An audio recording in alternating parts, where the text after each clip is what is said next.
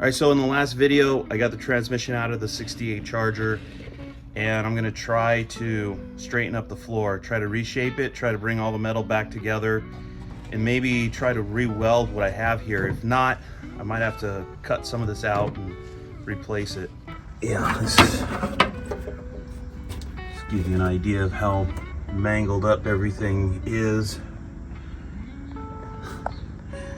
I don't know, I'm starting to have doubts now. All right, being realistic, yeah, it doesn't look good. It's just too mangled. So I want to cut out as little as possible from this car. That patch panel that I have is for a bench seat car, so it doesn't have these plates, these reinforcement plates for the bucket seats. All your Mopars have braces on the underside, underneath where the holes are for the seat. So every car is going to get that. If it's a bench car, it's going to go from here, go over the top to the far holes, and it won't have these reinforcement plates on the inside. If it's a bucket seat car, these plates were added to the inside to give it more strength so your seat doesn't tear through the car in an accident. It might seem like I'm wasting a bunch of time trying to save as much of this as possible, but my thought process is the more I can straighten this out, the more the surrounding area straightens out. So this area was kind of lifted up, this area was lifted up. If I can straighten most of this stuff out, except where the hole is, then I could cut less metal out of here and put a smaller patch in there. Because what I'm really trying to do is get the surrounding area as straight as possible. So that's where we're at.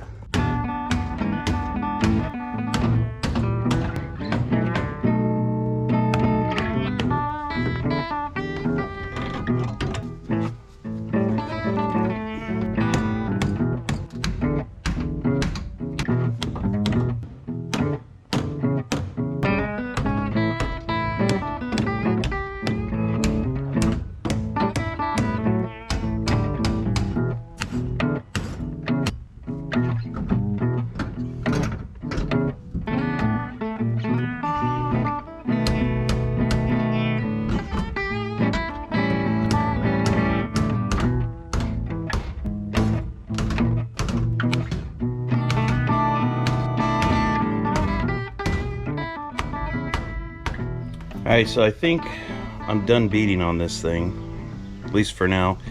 I'm going to go ahead and cut the floor out. What I'm going to do is I'm going to cut the welds here and pull these braces out for the bucket seats on both sides. And you can tell it's bent. I still need to flatten this out. I think it'll be easier to flatten the outside of the car. The idea of trying to straighten all of this out and maybe welding it back together, yeah, I'm done with that approach because it's just too mangled. It's too beat up. And the thin pieces that are in here to try to flatten all those out and bring all this together, it's just, I think it's a lost cause and a waste of time.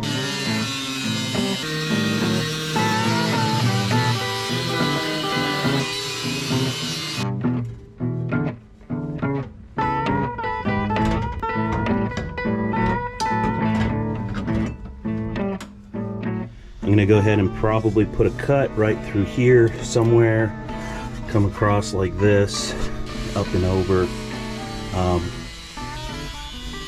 maybe like right through the middle here.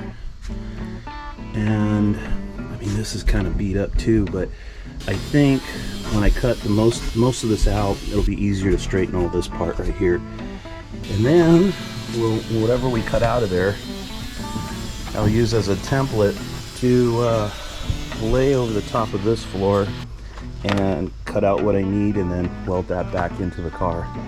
So just want to say thank you to Jeremy at Shade Tree Vintage Auto. He actually helped me out with this floor,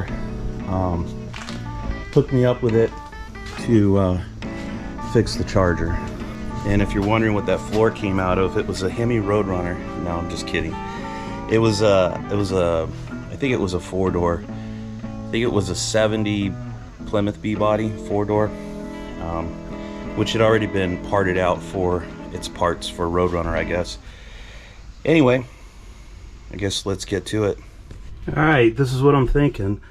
I got the reinforcement plates off for the bucket seats. I taped it off, put arrows so I know which direction or which side of the tape to put a cut on. It's a little mangled up here in the tunnel, but I think I can cut this off and then straighten this stuff up a little bit better with the rest of this material out of here. I think it'll, right now it's kind of stiff and hard to bend and flex and everything. With this piece removed, I think it'll be a lot easier to move around and bend back straight. Same thing over here, we got a big buckle here and all that. I mean, I probably could cut farther out and just cut all that out, but I don't really want to cut these plates out, just want to leave them, and I just want to cut out as little as possible, because I think the less we cut out, the less compromise it's going to be. I'm not too worried. I'm confident it's going to be strong when I put the new piece in, but anyway, we'll see how much trouble all of this stuff is to straighten out once this is out of here. And then we'll figure out how to trim what I need out of the new piece and then put it in here. So we got the damaged part of the floor cut out. I hammered and dollied this a little bit. Fairly straight. Here's the piece on the parts floor. So what I'm thinking is I'm gonna cut maybe like a ½ inch beyond the cut here, maybe an inch beyond the cut, just to make sure, because this piece is so mangled. I don't want to cut it short, so cut out an inch beyond it, cut it out of this panel, and then I'm going to hold that panel up through the floor from the bottom, and then what I'll do is I'll cut through from the edge of this, you know, what's cut out of here, through that floor, to try to get a good gap. I got to grind the edges so we get all metal, so when we weld, it welds good. All right, so got the floor in. The replacement piece is a little oversized, so what I'm going to do is I'm going to end up, I got to shrink these areas. This metal is stretched out, so I need to shrink it, get it closer to this floor. Need to shrink it a little bit right here too, get that closer. Here's the floor. You got the patch panel in here. Fits pretty good. There's still a little bit of a gap here. Still need to work that a little more. And there's still some here.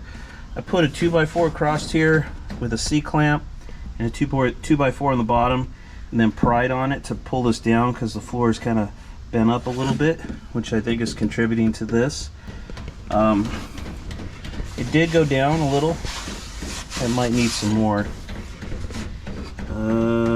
So probably try to, I don't know, because it fits pretty good here, so I might just try to shrink this some more, see how far we can get it down.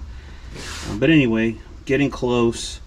Once I get this taken care of in this little corner here, then we could cut into the metal here, cut off the excess, and then start tack welding it. So what I'm going to do is I'm going to try to use this nail gun or stud welder to heat up the metal and then quench it with some water and try to get the metal to shrink up.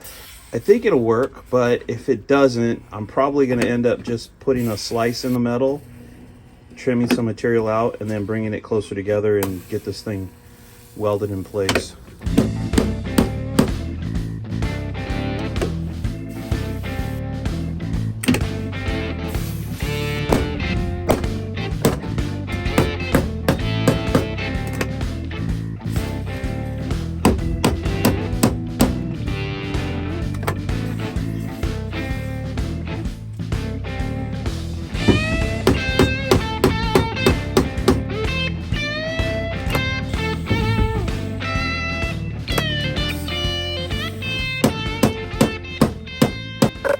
Alright, I'm going to drop this back out.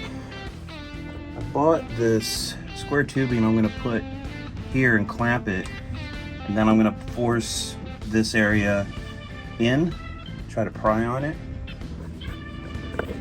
Okay, so I got the square tubing here, I have a plate here, and then a C-clamp, and I'm basically just squishing it with the C-clamp to try to straighten this area out. basically trying to bring this area down. It looks like it did. We got a nice buckle here, so let's see what that looks like. Put that square tubing on here some more, bend on it some more, put some heat on it, shrinking it. I think it's all pretty good except for here.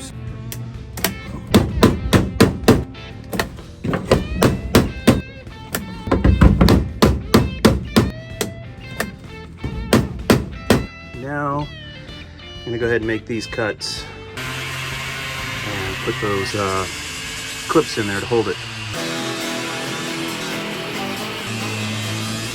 Yeah, I think I'm gonna pull the panel down, cut those corners, get the excess off, and then go ahead and start putting these clips in on this side, put it back in, and then finish the cuts here. It's probably unnecessary, but you know, if I get too large of a gap, it's just gonna be a pain to try to bridge the gap. So we're in a good place right now. We got a good gap right now. So I think if we lock all this side in and get it, you know, just perfect, and then finish the cuts there, I think we're gonna, you know, save ourselves a lot of heartache down the road. Maybe not, but it's just an extra layer of insurance. I think I should have just left it the way it was, kept this one clip here, and just kept on trucking. Because now, taking it out to take those corners off and stuff, it's kind of a hassle realigning all this stuff.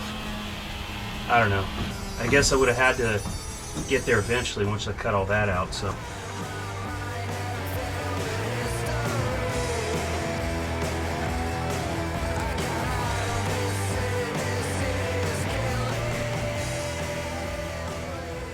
So check this out. So I overlapped it and I cut it. That way we cut away the excess material, and then we got a gap in here so we could put a butt weld. It's pretty even almost everywhere. You know, there's a little bit of, it's a little off, let's say right there. So what I'm gonna do is, where it's nice and flat and, you know, on the perfect plane, I'm gonna put tack welds in those spots. And then what I'll go in and do is, like, this area is a little bit low right there. I'll go in with a screwdriver. This is a Chris Birdsong thing, and kind of flex it up before I weld it, and then we'll get it right where we want it to be. So far, so good.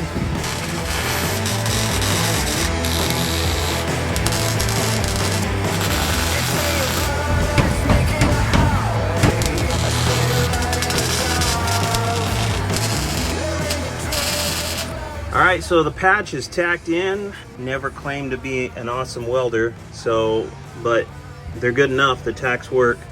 It's all held in place. I'll go in and start welding everything in and flex the metal as I go to make sure that it's flush. You know, hit some spots and keep moving around to keep the heat out of any particular area so that we don't get any warpage. So we've got so far. Got the patch panel pretty much welded into the floor. I had a bunch of tacks and I ground them down, and then I finished the welding. So I need to come back in here and grind this down some more. And I'm sure there's going to be some pinholes I need to patch up here and there. But aside from that, it's freaking done. So a little bit closer.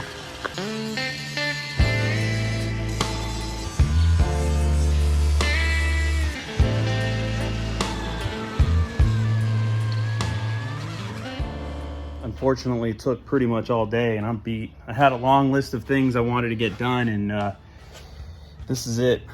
Throwing in the towel. I'm gonna go take a shower, get a drink, take a shower, go to dinner. And then we'll finish this up tomorrow. All right, floor's looking pretty good. My gaps, you know, things I missed, you could see right there. I'll have to weld that up. A couple of pinholes, something like that. But it's cleaning up pretty nice. Doesn't have to be perfect under the carpet because it's gonna, you know, be completely hidden and unviewable. Maybe touch up all these pinholes and stuff, and put some primer over it. All right, I'm almost done with the floors on the 68 Charger. I kind of suck at this. I think, you know, the beads were too big, required a lot of grinding, which is a big pain in the ass and taking a lot of time. Got a lot of little pinholes along the gaps, you know, where the two metals come together, so I got to plug those up. So, I mean, not terrible, good enough. It's fine. Perfect? No, maybe not perfect. Right here kind of dips a little bit. The two surfaces. I probably could hit it from the bottom, I guess, straighten it up. And if you can kind of see, you got like little pinholes like that throughout. I gotta hit all those. I need to straighten these guys up still. They're still banged up. And this floor from the four-door didn't have a hole here because it was a bench seat car. But it's kind of cool they put a detent here, so I could just drill that. And then this is gonna go over that hole like that. Also straighten this out so it fits right. All right, so that's what I'm gonna do. So let me explain what welding this in was like. You weld it in, you grind it down, you have pinholes, and let's say you got 20 pinholes. So then you weld all those 20, you grind them off, and then 10 have pinholes. Weld it, grind that off, and now you've got 5 pinholes. And it's just like, no matter what you do, there's always, you're making progress, but there's always one left behind. So anyway, I got most of this done. I got one more pinhole I gotta fix there. The passenger side brace, pretty straight. I need to get some weld through primer to spray down, and then knock the paint off of it. Any spots where the welds were. Had 2 welds there, weld there, there, and there. I just want to say I'm very grateful that this was a bucket seat car and these plates were here, because this one got really mangled up. And as hard as it was to beat back straight, it's like, man, there was a lot of force that hit this thing. Probably kept, you know, parts from coming up and taking out my leg. Anyway, I got it pretty straight. It was pretty mangled. And now what I'm going to do is I'm just going to mark the areas where I want to put the welds. So there was a weld here, here, here, here, here, and here. Those ones are obvious. But anyway, I'm just marking this area to grind the paint off of this panel so that we can weld it to the floor. I'm going to do that side as well.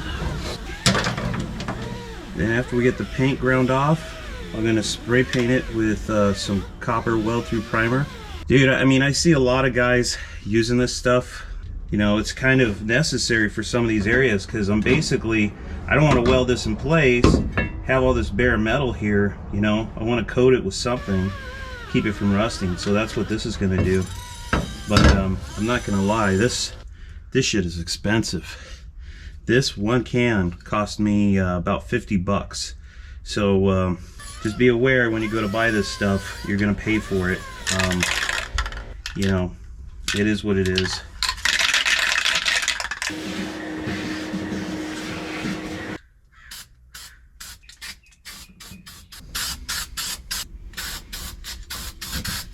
It's kind of funny, the copper is so close to the original color of the patch panel. We got coating on here, we don't have to worry about rusting. Go ahead and put these plates in place after this dries, and then we'll weld it, and then I think we're done.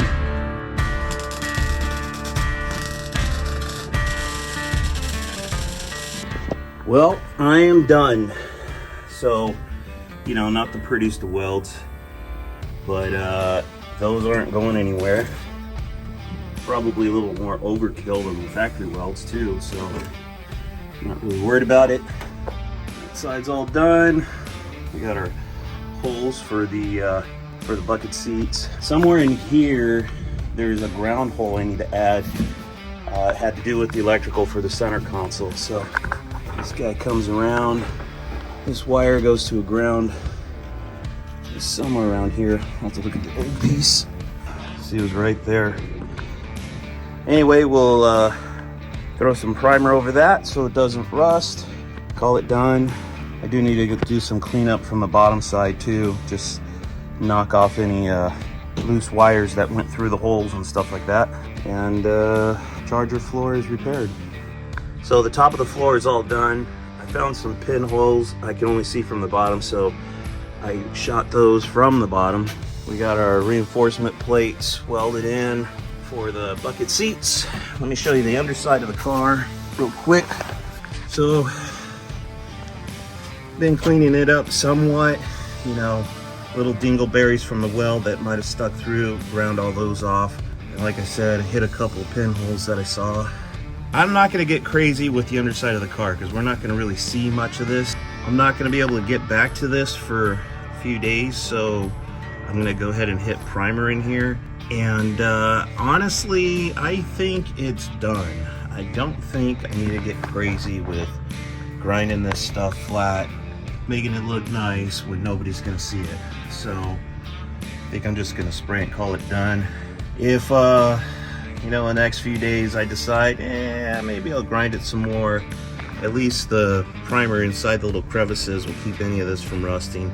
And we could always grind, you know, the high stuff back off and then hit it again. So we'll see, but consider this done.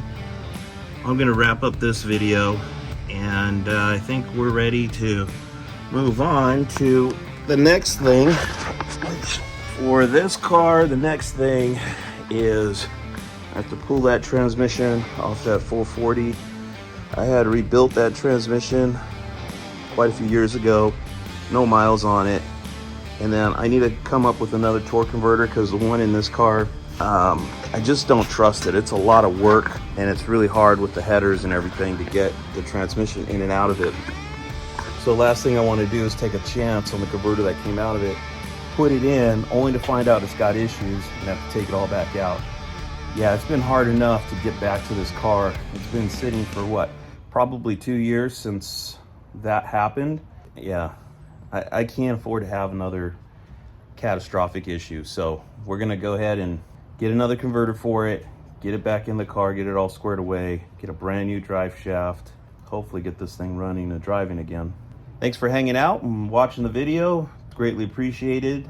And you know, if you've kind of noticed, I'm going to be jumping around between the 68 Charger and the Motorhome 440 and my mom's 1972 Charger. So the next video will probably be working on the dash.